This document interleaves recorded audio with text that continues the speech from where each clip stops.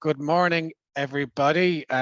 Really appreciate you taking the time to join us today for this mid-year economic update by Jim Power. And I've just been informed that Jim is competing with the Ryan Tubridy interview today. So Jim, no pressure whatsoever. And thanks for everybody for joining. So for those of you who don't know me, my name is Donal Whelan. I'm Managing Director at Lincoln Recruitment Specialists. We are a specialist recruitment consultancy with teams of consultants spread across multiple disciplines, such as financial services, accountancy, technology, construction engineering, procurement, supply chain, HR, and sales and marketing.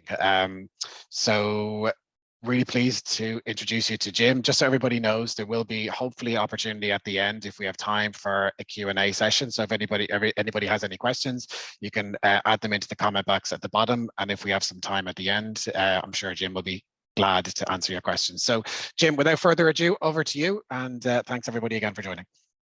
Okay, thank you very much, Donal. Good morning, ladies and gentlemen. Delighted to be back doing a mid-year review for Lincoln. I think the last one we did was early February. It was a live event as far as I remember, and a lot has changed since then. So what I want to basically take you through over the next hour or so is basically a look at the international environment, what's been happening there, and more importantly, what's likely to happen. And then I just want to talk about the interest rate scenario, where that is going, because that really has been the big story since the beginning of the year. And then I just want to take you through some details of how the Irish economy has been performing. And while the international outlook is uncertain, it's there is a lot of uncertainty out there, obviously, with the Ukraine war going on, but the reality is that the Irish economy, is still performing pretty strongly. So I guess that's the key message today. Despite all of the global headwinds, the domestic story is still a pretty upbeat one. So moving on, just looking at the key international trends so far this year, economic growth is, I hope the sound is okay and you can hear me and all the rest. If any problems, just let me know. Economic growth, has been under pressure for the last 12 months globally. And no surprises there, because we've seen inflation take off over the last 18 months. We've seen central banks react aggressively on the interest rate front. We have the ongoing uncertainty with the Ukraine war. So no surprises that economic growth is slowing down almost everywhere. And indeed, that is something that central bankers are not upset about or unhappy about at the moment. Economists define a recession, and that there are different definitions of recessions in the States as against Europe. But typically, we think of recessions as 2 successive quarters of negative economic growth. And in the Euro area, that definition has been satisfied. In the final quarter of last year, the first quarter of this year, the most up-to-date data we have, GDP growth actually was negative. So we got a contraction. Likewise in Germany. On the other hand, most other European economies have avoided recession. Spain, Italy, France, countries like that, still growing at a reasonable pace. But, the bottom line, as I said, is that global economic growth is under pressure to varying degrees. The big story so far this year in the first half, and indeed it's a continuation of what we saw last year, inflation is at elevated levels. And although in most jurisdictions inflation peaked last October, the headline rates have started to come down, and I'll show you what they are in a second. But the headline rates have started to come down. But it's largely due to the fact that global energy prices have fallen sharply over the last 6 months. We've seen oil and natural gas prices particularly falling quite significantly, and that's feeding through to headline inflation in most, if not all, jurisdictions. And I guess from a central banker's perspective, It's good to have the headline rate coming down, but they're still concerned about a lot of inflation in the service sector, in non-energy goods. And another key concern is the very tight labor markets we've seen around the world, because as I'll show you in a second, one of the unusual features of the world at the moment is, despite the rising interest rates, despite the economic uncertainty, despite inflation being at elevated levels and so on, the labor markets everywhere remain very tight, and we're looking at some of the lowest unemployment rates in history in many jurisdictions.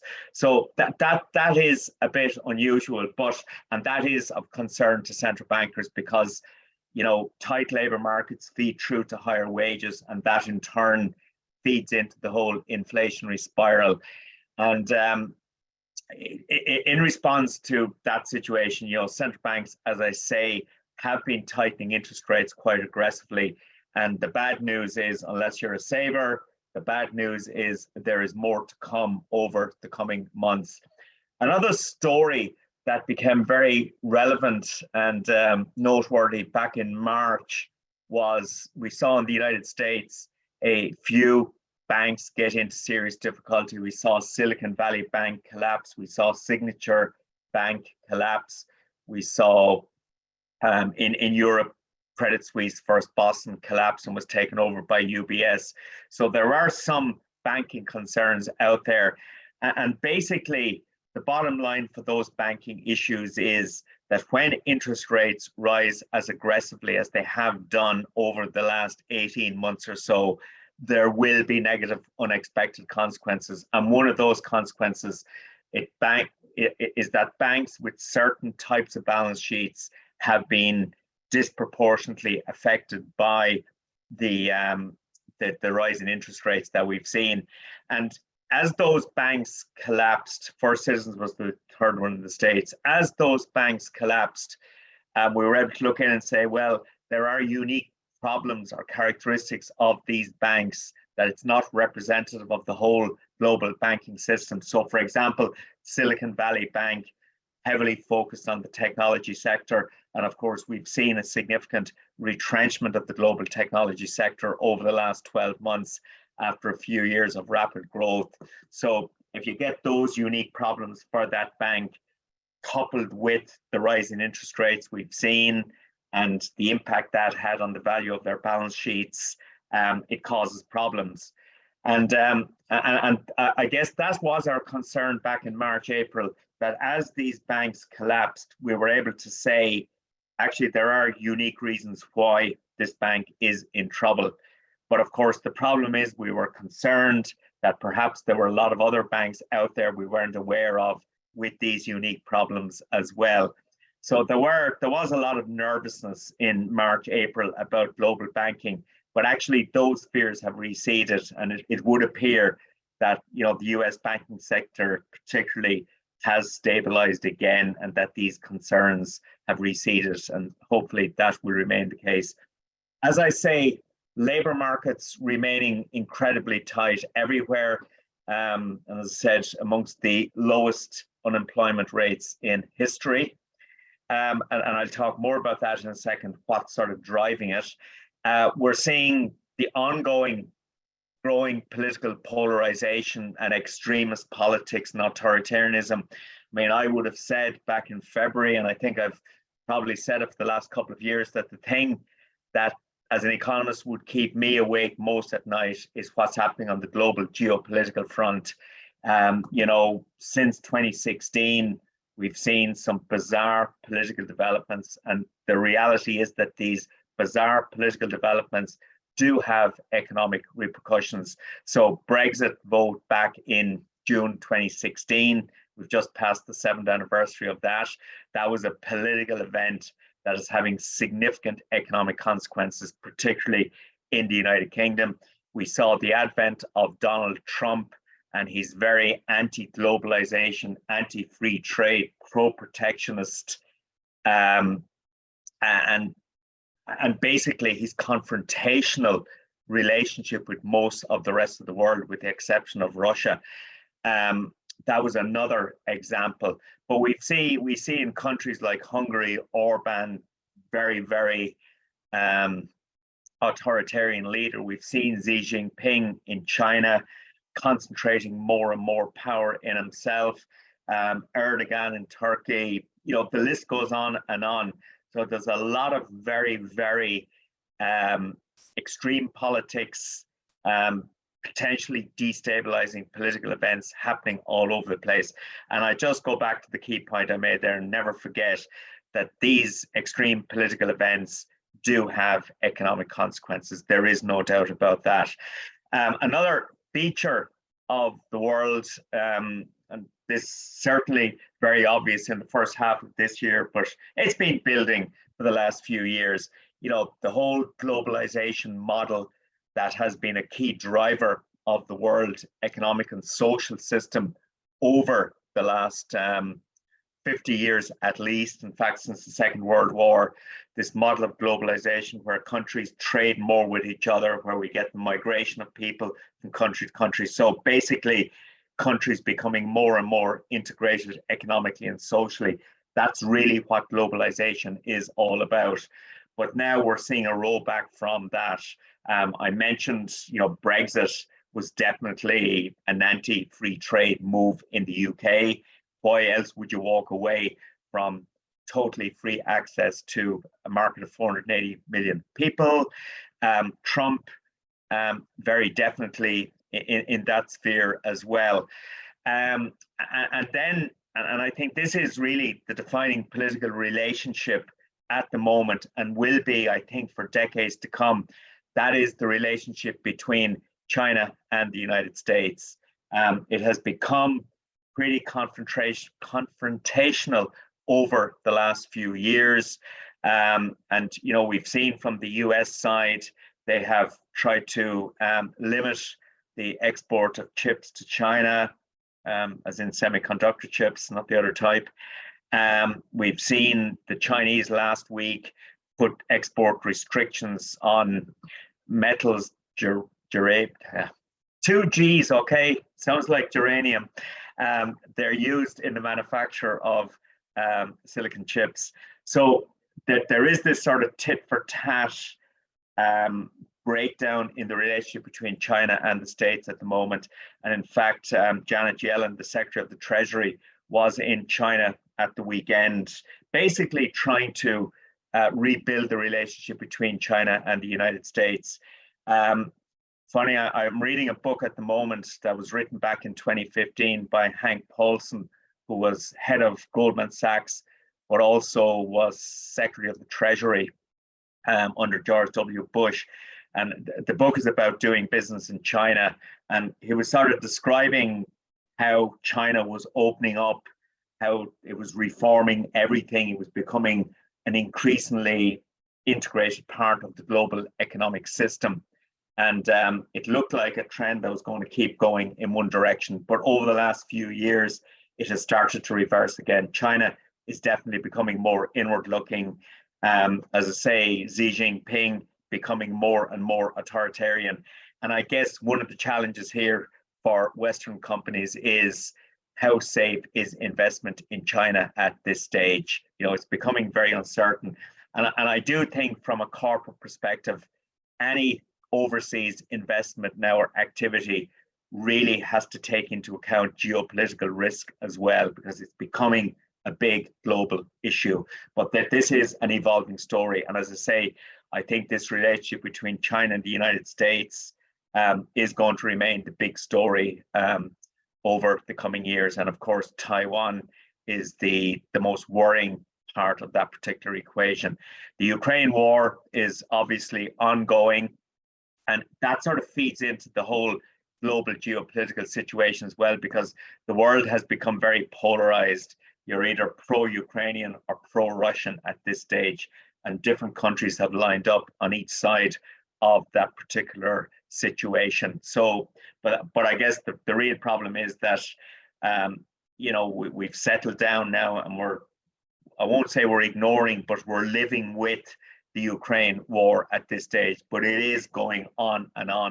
And there's no sign of it ending for the foreseeable future. And I suppose the final issue, and this isn't something that kind of dominated the first half of this year, is the big global theme. It is the ongoing battle against climate change. And when you see, last week, for example, we had the hottest week on record globally. The average temperature has gone over 17 degrees for the first time ever. So, this is an ongoing story that will have massive economic and political and social ramifications into the future. This is the summary of where inflation and unemployment are at the moment. Looking at the inflation, I hate throwing out these sort of statistics in an abstract way, but if you look down through those statistics, 5.5% in the euro area, 6.4% in Germany, 8.7% in the United Kingdom.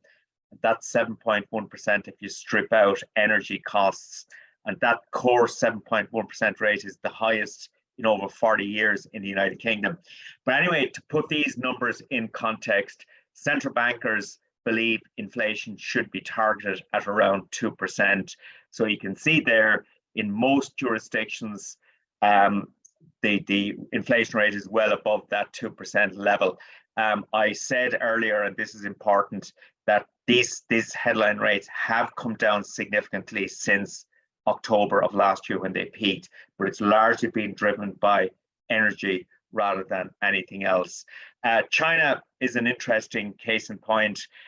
Chinese inflation yesterday fell by 0.2% in June, 0% year on year. So China is now in danger of entering a deflationary cycle. And indeed, the Chinese economy is in a bit of trouble at the moment. Exports are weak, manufacturing activity is weak, consumer spending is slowing, and the housing market and generally the property market is under significant pressure. And I guess this is one of the changes since I last spoke at a Lincoln Recruitment Conference. That was at the beginning of the year. There was a heightened sense of optimism about the global economy for 2023. And this is all relative, okay, because there was extreme pessimism at the end of last year, but there was an expectation that the world actually would turn out better than expected. And there was two reasons for that, really. One was the collapse in energy costs. That's continuing to feed through.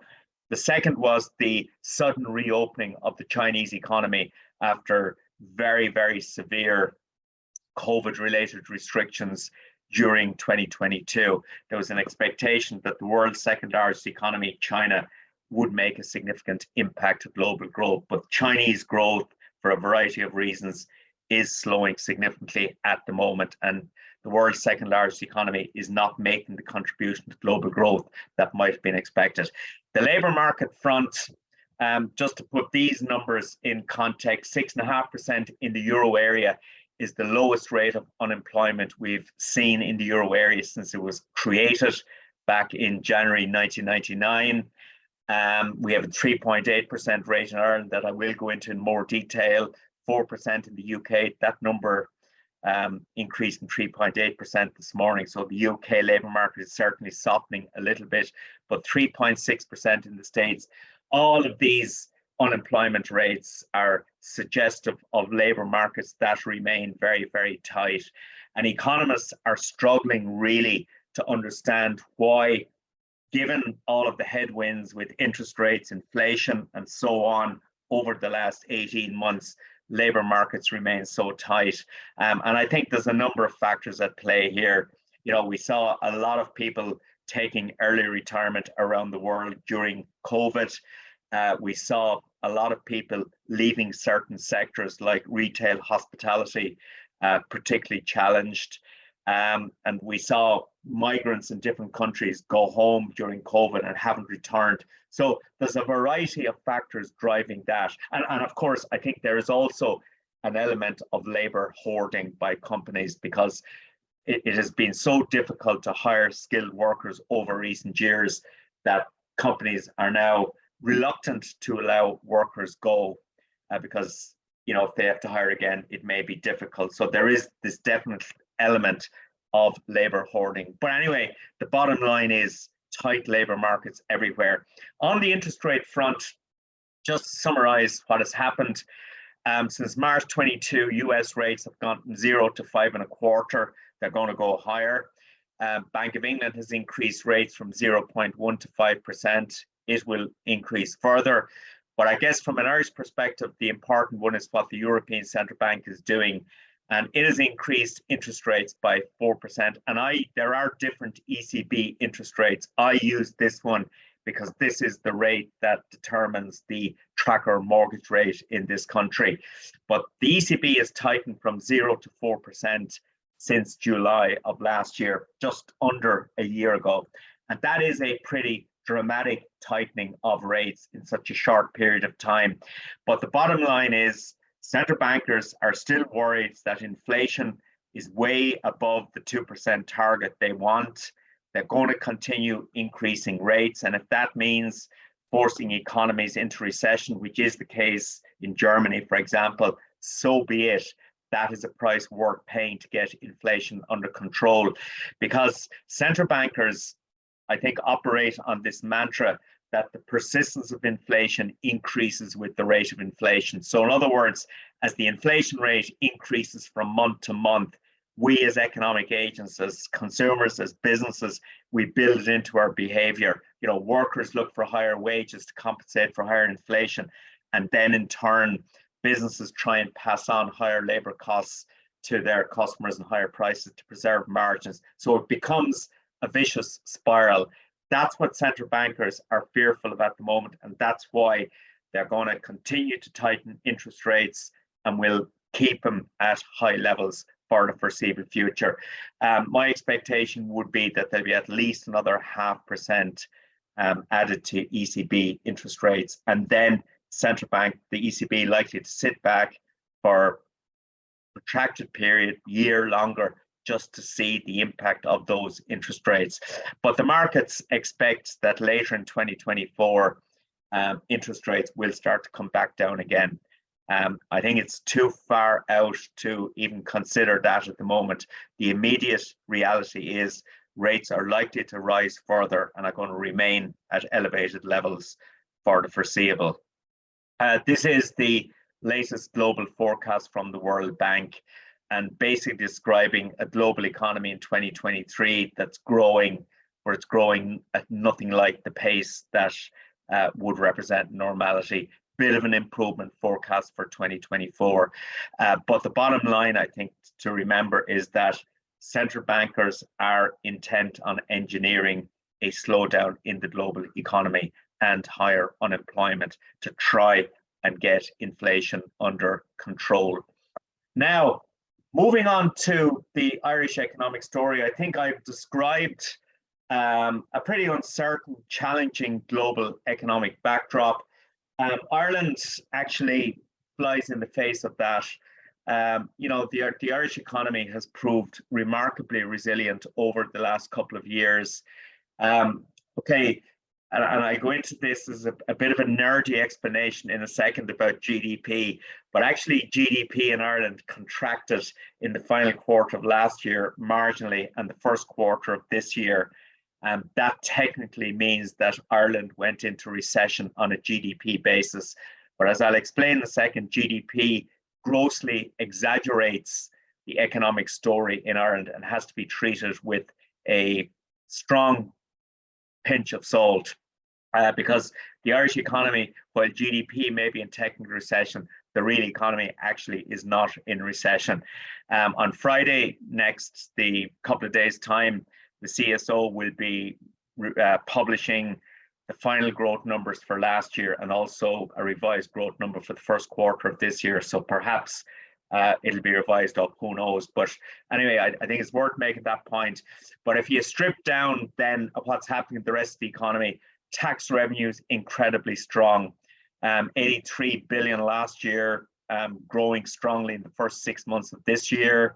And there is actually no greater manifestation, I think, of the health of the economy than what we're collecting in taxes and what we're creating in terms of jobs. And indeed, in the first quarter of this year, we had just over 2.6 million people employed, which is by far the highest level of employment we've ever seen in this country. The unemployment rate is at a historic low of 3.8%. That is just over 100,000 people officially registered as unemployed. This is not the live register I'm talking about. It's unemployment. There is a subtle difference, but an unemployment rate of 3.8% is effectively full employment in an Irish context. So in other words, anybody willing and able to work can actually find employment at the moment. And the challenge, and I spoke about this at the beginning of the year, it remains the case that a significant challenge for business is still recruitment, retention, and upward pressure on wages, operating in a very, very tight labor market. Consumer confidence, which is measured by, it was the ESRI and KBC Bank. It's now I think it's the Irish League of Credit Unions now do it with Austin Hughes, former chief economist at KBC Bank. But consumer confidence collapsed last year for very understandable reasons. The Ukraine war, rising interest rates, the cost of living crisis, all of that negative stuff was just feeding into people's psychology. But this year, we've seen a strong recovery in confidence in the first half, as I'll show you in a second. Basically, there is a belief that interest rates are close to the peak, that inflation is now on the way down again. And basically, people are looking at, there was a lot of fear out there last year, but people now start to realize, well, actually, those fears didn't materialize. We didn't lose our jobs. The economy continued to grow, and for a lot of people, still doing pretty well out there. So consumer confidence improving. We did see a slowdown in consumer spending last year, and I'd have been surprised if it was anything other than that, but still consumer spending remained reasonably healthy. Another feature that I think is important about the future is the fact that we have 152 billion in household deposits at the moment. That is money sitting in the banking system, basically earning a very low rate of return, but it is by far the highest level of savings we've ever had in this country. During the 2 years of COVID, if you worked in the public sector, in the FDI or the multinational sector, professional services, financial services, essential retail, you continue to earn. You were not economically affected very much by COVID, so you continue to earn, but there was an inability to spend because of COVID restrictions. So as a consequence, we saw a significant unanticipated build up in personal savings. And over the last 12 months, that trend has continued, not to the same extent, but in the last 12 months, it just reflected, well, 2022 really, it reflected people were uncertain about the future. That decline in consumer confidence was impacting on people's behavior. They were saving more rather than spending. It's the old rainy day thing. And, the bottom line is that household savings at a record level. And actually, in terms of looking at the future risks to the Irish economy, and I keep getting asked the question, are we back? I'm not sure why anyone would ask me this, but are we back at the 2008-9 situation again, where the economy is about to implode? One of the features back in 2008-9 was that the personal balance sheet was very, very weak.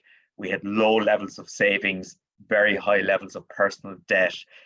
Today, we have a record level of savings, and in fact, outstanding debt in the household sector has fallen dramatically over the last 10 years. So the personal balance sheet here for the consumer sector is very, very healthy.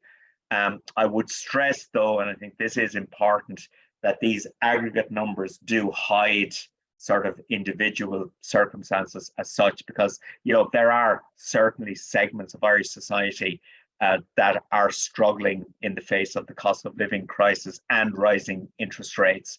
But in the aggregate, the personal balance sheet looks healthy. Housing remains the biggest issue. I would have said back in February, and I've said it for a long, long time, that from my perspective, housing is the biggest social, economic, and political issue facing the country. From a political perspective, you can see the support for Sinn Féin, where that is particularly coming from, which is in the 25 to sort of 40-year-old age group, where the housing crisis is really hitting. So, the political ramifications of the housing crisis very, very real. And I heard Eoin Ó Broin on radio this morning, basically promising in government Sinn Féin will solve the housing problem. Bring it on, I say, if that's the case. Socially, obviously, rising homelessness and all of that stuff is a huge social issue, but economically, it is now becoming a significant source of competitive disadvantage for Ireland, the availability and cost of housing, and particularly the rental market. And last Sunday, I think, it was in the Sunday Business Post, there was an interview with the incoming head of the IDA, who spelled out very clearly that in terms of attracting foreign direct investment, we have infrastructure problems here. Alternative energy has not been developed to the extent it should. There are issues with the water infrastructure, but he said the biggest problem they are now facing in dealing with potential foreign investors coming into the country is the housing market. Can we get a house to live in, to rent? Can we afford it? So these are the questions now that potential investors into Ireland are asking. So economically, housing just has to be seen and recognised as a major, major source of competitive difficulty for Ireland at the moment. This slide is a little bit, excuse me, nerdy. I mentioned there that GDP is showing that Ireland technically went into recession in the first quarter of this year.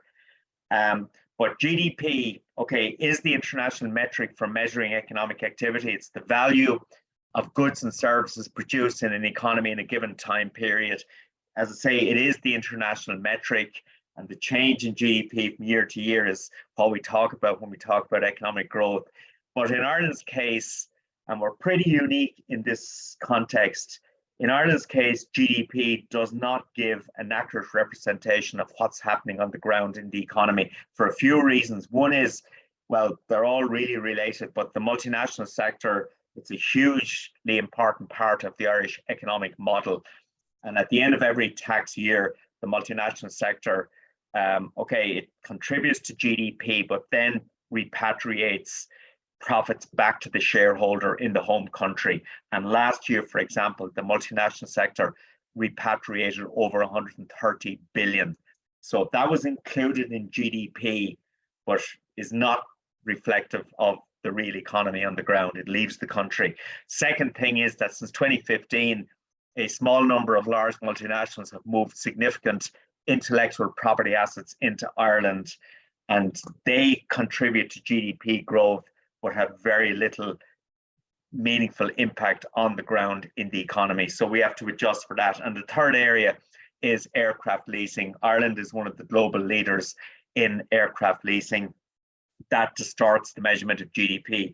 So anyway, the CSO, as said, I promised you this is nerdy, so I'll move on from it as quick as I can. But the CSO in the last few years has developed an alternative measure of economic activity called GNI Star, Gross National Income Star. It tries to strip out those distortions to get a truer picture of what's happening on the ground in the economy. And you can see there that since 2015, there has been a remarkable divergence. And this GNI Star measure, it has no international resonance or recognition. It's purely to help us understand what's really happening on the ground in the economy. And one area, for example, where this creates a serious distortion, if you measure Ireland's national debt, 225 billion at the end of last year, expressed as a percentage of GDP, it's close to 40%. Which would be one of the lowest in the European Union. But then if you express it as a percentage of the more meaningful GNI star, it's over 90%. So and this is something the Department of Finance is now focusing on more and more. Think about stuff like debt in the context of GNI star rather than GDP. But anyway, the bottom line is you need to treat Irish statistics with deep care. I was going to say skepticism, not quite, but careful interpretation is important. GDP does totally exaggerate what's happening in the economy. This is another nerdy slide. Donal, I'm really sorry about this, but I just want to try and demonstrate some of the different aspects of what's happening in the economy. The top line there, GDP contracted in 2 successive quarters. GNP, let's ignore that, 1 quarter of contraction. But then you look at some of the components of economic activity. Consumer spending, which is over 60% of the economy, expanded quite strongly in both quarters. Investment, this is business investment in stuff, fell by 46.4% and 12.7% in the first quarter. However, investment in intangible assets, this is basically multinationals investing in intellectual property assets to bring them into Ireland. For some accounting reasons, they fell sharply last year. And it is that number more than anything else is giving us the negative GDP, whereas the building and construction sector, strong growth in the first quarter of this year. And modified domestic demand, which is really a measure of domestic demand, the economy, expanded quite strongly in the first quarter of this year. Sorry about this nerdy discussion on statistics, but I just think that the key message out of this is that GDP distorts, and we need to look at the components of economic activity, and the domestic components of activity are still pretty healthy. It's an economy that is growing at a reasonable pace, which is good news.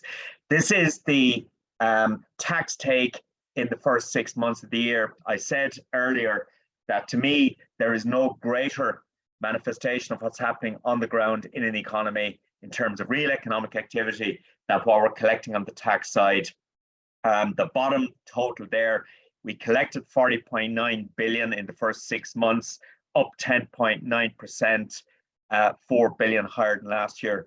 3 big drivers of that: income tax up by 8.9% and 1.26 billion. And what that's reflecting really is, number one, the ongoing growth in employment in the economy. And secondly, the nature of that employment is improving in terms of wages, because we have an incredibly progressive income tax system. I don't know, do you realize that 25% of workers pay 80% of income tax in this country? So the more you earn, the more income tax you pay. And the reason why income tax is still growing so strongly is because, number one, as I say, we're creating more jobs, but secondly, the quality of those jobs improving. The second largest category is 10.5 billion corporation tax, up 20% of 1.8 billion. For this year, last year, we collected just under 23 billion in corporation tax. This year, we're probably likely to collect over 25 billion. And to put that in context, back in 2014, we would have collected 4.6 billion in corporation tax in total. Okay, so, but one of the problems with this corporation tax take is it highlights the concentration risk in the Irish economy, the very, very strong dependence we have on a small number of very large multinational companies. And in fact, 10 multinational companies account for 57% of corporation tax last year. And of course, what the Department of Finance worry about is that if at some stage anything were to happen to those companies and the corporation tax take fell, it would expose a problem in the public finances. So that's why the Department of Finance is setting up a sovereign wealth fund to try and invest some of these windfall taxes on the corporation tax side. They haven't a clue if they're windfall or not, but they're proceeding on the basis that around 12 billion of this tax take this year is vulnerable at some stage to something going wrong with those companies. So it's going to start investing money in a sovereign wealth fund to deal with the rainy day further down the road. The third piece that's important, 10.3 billion in VAT. That reflects strong consumer spending, and car sales, particularly in the first 6 months, are up by about 18.5%, with electric vehicles making a significant contribution there. This is the consumer confidence piece. I spoke about that. You can see out there on the right-hand side, there's been a significant improvement in consumer confidence this year. This is the household savings piece. You can see out there on the extreme right-hand side, strong growth in household savings over the last few years. Now, this is the house price index published by the CSO. The blue line there is the national average. The red one is outside of Dublin. The green one is Dublin. And we have seen in the last 6 months a significant easing of price pressures in the housing market. And in fact, between September of last year and April of this year, average prices in Dublin have fallen by about 3.6%, according to the CSO. And there are no surprises there for a couple of reasons. One is, house prices had become so elevated over recent years that it was creating serious affordability problems. And secondly, when you see interest rates, ECB rates go from 0 to 4% in such a short space of time, it does impact on the housing market. This is the other side of the housing market, I guess, and that is what's happening on the private rent side. There's been massive upward pressure on private rents, really going back to 2012. This is the employment story. And you can see out there on the right-hand side, the last couple of years have seen remarkable growth in employment. What an environment to be in the recruitment business. I'll just show you in a second the sector breakdown of where the jobs are coming from. This is the unemployment rate. You can see there at 3.8%. It's the lowest level we've ever seen in this country. And as I say, effectively a fully employed economy where recruitment and retention are significant issues for most businesses. Now, this is a breakdown of employment by sector. Sorry, didn't mean to do that. These slides can be circulated to any participants who are interested. I have no problem with that, but it's basically a sector breakdown comparing the first quarter of 23 with a year earlier, and it just shows you what's happening. One of the pieces that I find a little bit confusing here is 1, 2, 3, 4, 5, 6, 7 lines down, the information and communications, that's the ICT sector, shows that in the year to the first quarter, there was actually an increase in employment in that sector. And of course, that flies in the face of the news headlines we've seen from the global tech companies laying off workers. I'd be interested in Lincoln people's response to this because they're much closer to this than I would be. But I'm certainly picking up that a lot of the tech workers that are being left go by the big tech companies are being picked up by other sectors of the economy that were unable to compete with the big tech companies over the last 3 or 4 years. So this, in a sense, could actually be a real positive for the non-tech sectors of the economy who require technology workers. But anyway, that's what's happening on the labour market front. The headline number, 2.6 million people employed, very impressive. This is a breakdown of average annual earnings in the final quarter based on Q4 22 data. Okay, and you can see there, the different salary levels. ICT sector 78,632. Public administration pretty well paid. So you can, the financial sector 65 grand. So you can see there. Well, I think it's an interesting analysis of where you should be telling your kids to go to college to study. This is a breakdown of IDA employment at the end of last year, 301,000 employed, and you can see 116,000 in the technology sector. The IDA last week published its mid-year results. It has created a net 12,000 more jobs, but the rate of growth in inward investment and employment is slowing down. And I think that was the basis of the interview the IDA chief did in the Sunday Business Post. Now, he was talking about what's happening, and he was talking about the increasing challenges for Ireland in attracting foreign direct investment. So this is my final slide, and I'd then be delighted to take any questions. You could put them into the chat box, I think. So the key issues from an Irish perspective, as I see it, there is the issue around economic concentration, a remarkable dependence on a small number of multinational companies. And there's only one way really, well, there's two ways to counter that risk. One is to make sure that those companies are treated as well as possible. But secondly, and I think more importantly, it is essential that we try and create particularly an indigenous economy that alleviates some of that risk from the multinational sector. Global technology issues, I spoke about the employment story there, but as I see it, it's that there are positive benefits from that from other sectors of the economy. And there is no evidence to date that the deterioration in the global technology sector over the last 12 months is starting to be reflected in Irish corporation tax. In fact, anything but. The global corporation tax agenda, January, we're going to have a minimum corporation tax rate of 15% for companies with turnover in excess of 750 million. I do not see that as a threat to Ireland, because at 15%, we're still in an international context very low.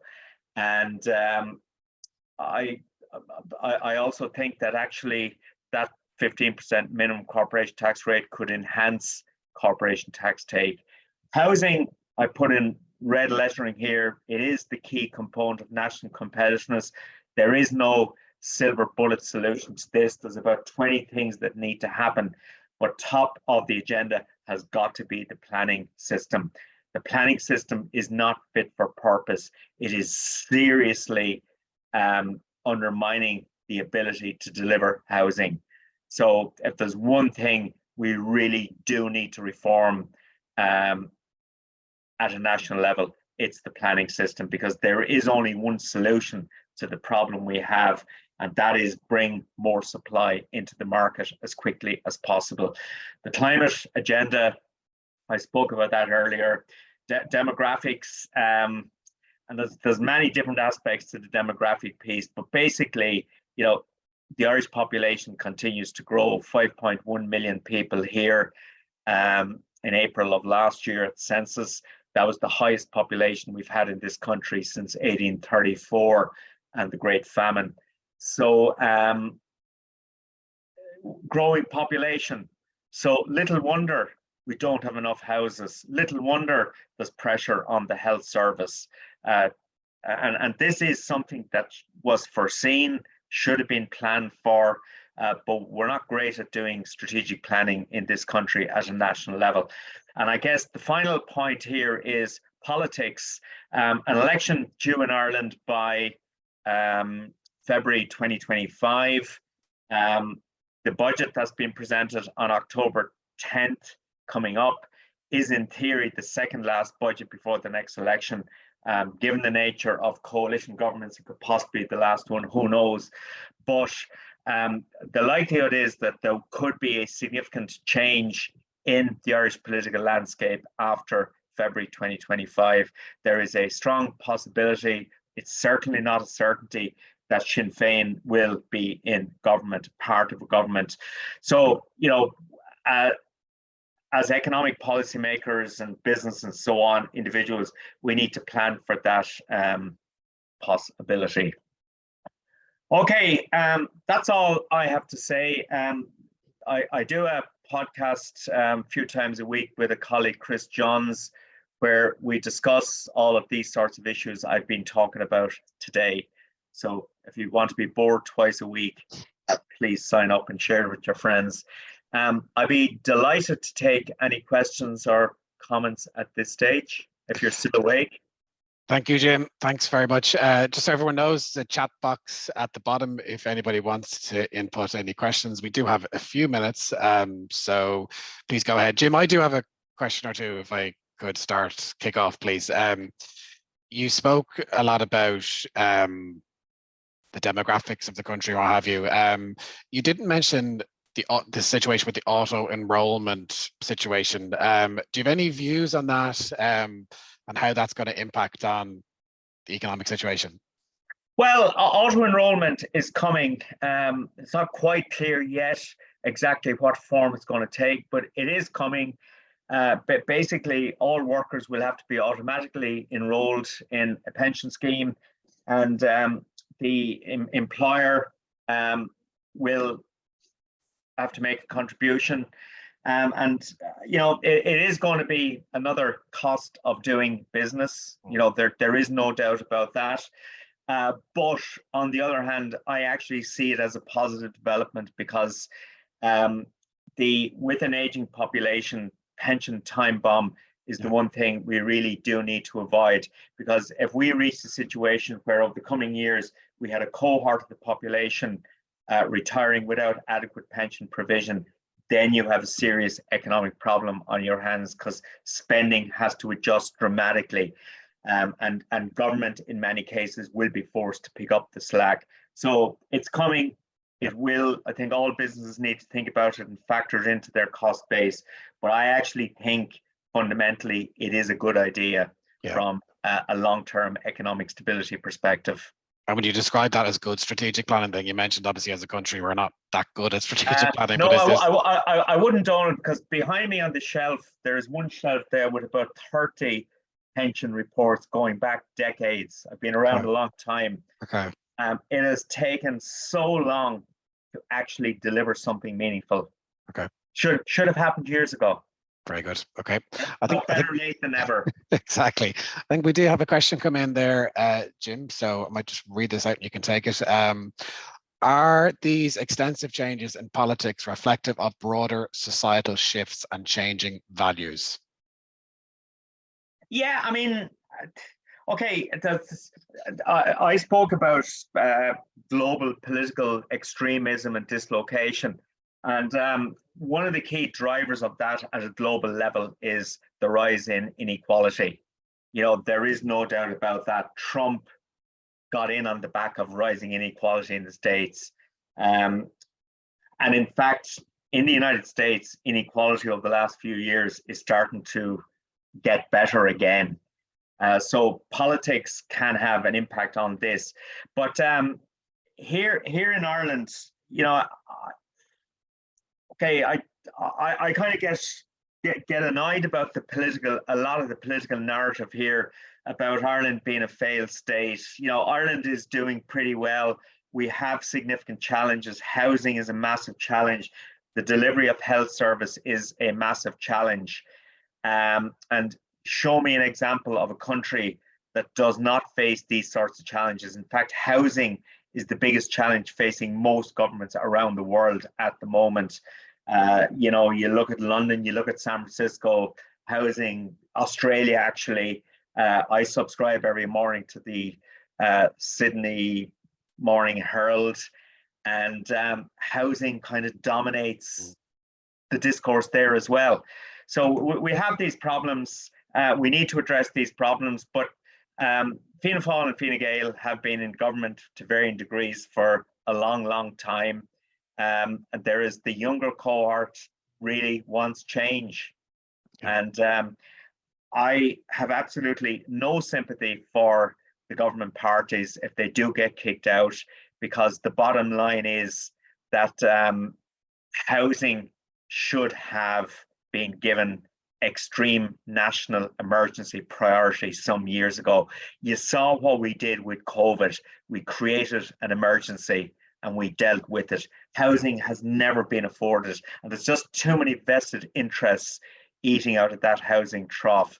I mentioned there's about 20 different things that need to happen, but top of the pile has got to be a dramatic reform of the planning system. Very good. It's another question which kind of leads on from that, Jim. Do you think we have poor delivery of public services? Yes, we do. And I got it. I was on the Brendan O'Connor show on Sunday morning, and this was being discussed. So I got into a bit of a heated debate a little bit and got a lot of very negative feedback. I was basically saying that we have an incredibly poor ability to turn inputs into outputs. You know, we've increased spending in the health service dramatically over the last 10 years, but have we got the return for that money in terms of improving the quality of the health service? I think not. If you look at waiting lists for various illnesses, you know, dermatology, for example, someone I was looking at recently, massive waiting lists. So we are not good at converting financial inputs into outputs. And I believe that the large areas of the public sector are just not fit for purpose. Significant public sector reform is required, but it is not going to happen. Okay, very good. We've got about 2 minutes left. I might throw one final question at you, Jim, unless anybody else wants to put anything into the chat box. You spoke a good bit earlier on about the geopolitical situation. Brexit was a game changer for Ireland many years ago, as you know. Some sectors positively affected, other sectors not so positively affected. Of all the geopolitical challenges that are ongoing at the moment, or maybe challenges isn't the right word, issues that are ongoing, is there any one greater than the other that could have a profound effect on the labour market here, similar to what Brexit did?